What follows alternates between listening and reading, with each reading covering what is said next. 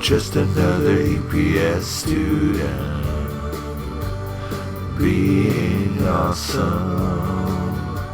They're still so awesome.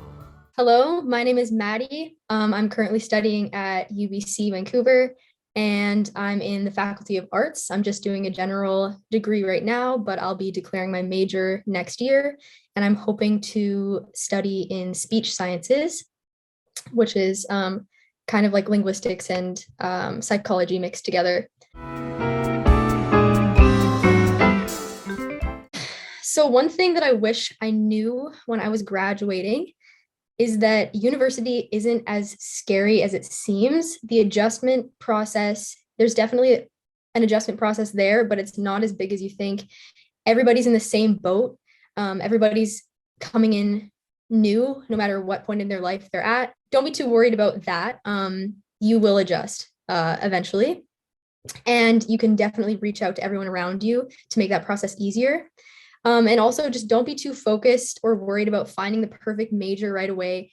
Everybody here is figuring themselves out. I have several friends who have already completely switched their paths and are taking different courses or planning on switching to different faculties next year. So you can completely do that and don't worry too much about perfecting your plan yet. There is definitely a difference in workload. The work itself isn't that different. That's another thing I was worried about going in. But if you are a diligent student in high school, the work itself isn't going to be too challenging, depending on your faculty. In arts, it's been okay. But the workload is definitely much heavier just because you're taking more classes, most likely. Then again, that is up to you. So if you're finding that you're struggling, I would recommend there's a dropout period at the beginning of the term. I'd recommend taking advantage of that and not putting too much on yourself in first term, because you do have time to complete your degree. You don't have to do it all at once. Just really take advantage of that opportunity and check in with yourself about your workload, but it is doable. It's just an adjustment. You have to be more self-sufficient. That's one thing definitely with the workload is that teachers and TAs, they won't reach out to you. It's your responsibility to reach out to them, but they're more than happy to help. So really take advantage of your TAs, take advantage of your profs' office hours, take the initiative to reach out for help and to reach out to peers in your class because everybody is going through the same thing. If you're confused about something, chances are other people are as well. So just don't be too worried about that aspect of it. Really just learn how to ask for help and to reach out when you need it.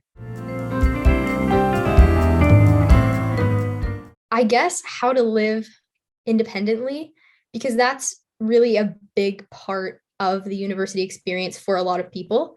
Not for everybody. A lot of people stay at home, but if you're moving out, university isn't just about, adjusting to a new workload and a new curriculum and all of that, the new student environment. It's also about learning how to be a self-sufficient adult and adjusting to being on your own and figuring things out, navigating things independently. And so there's certain things in high school that I would have liked to have learned with that, but like you'll figure it out. Everybody, like I said, is in the same boat with that. The biggest one is to build a community. So, like I kind of mentioned before, rely on your TAs, get a study group going, or find at least one person in every class to rely on. If you're online, that can be a bit difficult, as I'm finding now, but taking the initiative to make a Discord, a lot of people have Discord chats or Facebook chats, reach out to someone in your class. Don't be shy to do that. Chances are other people will be just as nervous and also just as excited to have your help. And if you're in-person classes, don't be shy to introduce yourself. Like the first day, just sit beside someone you don't know and introduce yourself to them. And you'll most likely be able to make connections with most people who are there. And it's really crucial to have those connections when you're struggling in the class, because if it's like 2 a.m. on a Tuesday and you have to write a paper, you're not going to necessarily be able to get an answer from your TA or your prof. And it's really good to have someone to reach out to. Also, another huge tip, time management. This is crucial in university. Have a calendar, have a planner, and clearly keep track of everything you need to get done. Personally, I found, especially at the beginning of the term, I found the amount of information on the syllabus and the weekly assignments, especially online, can be pretty overwhelming if you're not keeping track of everything. And nobody is really making sure that you have all the information. It's your responsibility to make sure you know when things are due, to make sure you know when the tests are. Of course, you can ask for clarification on things, but it's your responsibility to find that information. So make sure that you have places to keep track of everything. And I found out about my admission in late February because I was in the early admission group. So that's just personal, but timing varies so much for each school in terms of when you will get your offer of admission. And a lot of the time, certain schools accept people in clusters. So a bunch of your friends might get an offer at the same time, and then your other friends might get an offer at a different time, and then you might be at a completely different time. So don't get too discouraged if your friends are getting offers before you. It means nothing. A lot of the time it's random in terms of order. So just wait, be patient. It can get really difficult to do that, I know, but yeah, it can be really at any time. I mean, I haven't formally decided yet. It's all a learning process. Just try lots of stuff, go with your gut, and just do what you're most interested in. Do something new, like try new classes, try new subjects if your schedule allows for that, because there's way more flexibility than you think.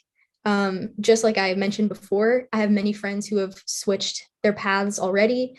And it's just, you never know what you're going to find in a new class, or if you completely change what you want to do. So don't worry about making that decision right away. Definitely. There's, depending on where you go, well, everywhere you go, there's so many new people to meet. So don't be afraid to introduce yourself, make connections. It's really great to make new friends. But also having a solid network to rely on from high school can be really helpful. And you don't have to worry too much about losing those friendships. Yes, of course, things will change and you might become really busy. You might not be able to see some of your friends as much, and you might meet other people, and that's perfectly fine too. And you can drift apart, but that's not like a set in stone rule. You're not necessarily just going to leave all your friends behind from high school. I'm honestly, most of my close friends are still my close friends from high school. So just go with the flow. And if you are distant from your friends, if you can't, if they're not on campus with you, reach out to them from high school when you need help or support, because chances are they are just as stressed as you.